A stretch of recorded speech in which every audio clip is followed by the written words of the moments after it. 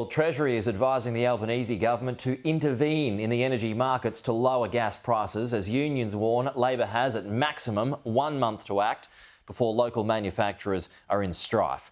Live to Sky News reporter Joel Philp in Canberra. Joel, talk us through what Treasury is calling for.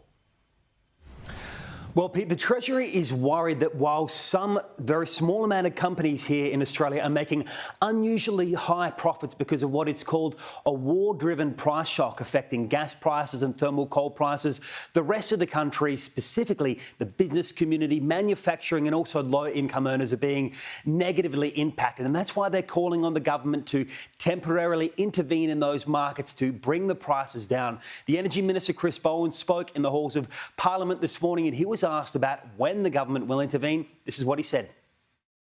We'll have more to say not a day later than we need to, not a day before all the issues have been worked through. Treasury's made it very clear, and I think they're right, that the world energy market is facing a global crisis. It's not the fault of Australian industry, it's not the fault of Australian business, and nor does the Albanese government intend to sit by and let Australian businesses or industries pay the price of Vladimir Putin's invasion of Ukraine.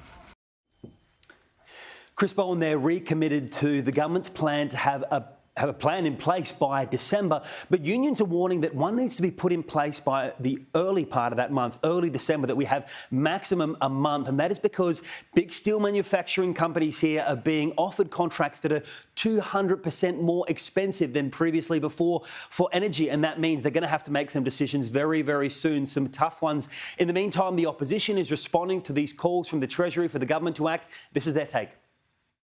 Treasury are basically code saying to the government, you have to act.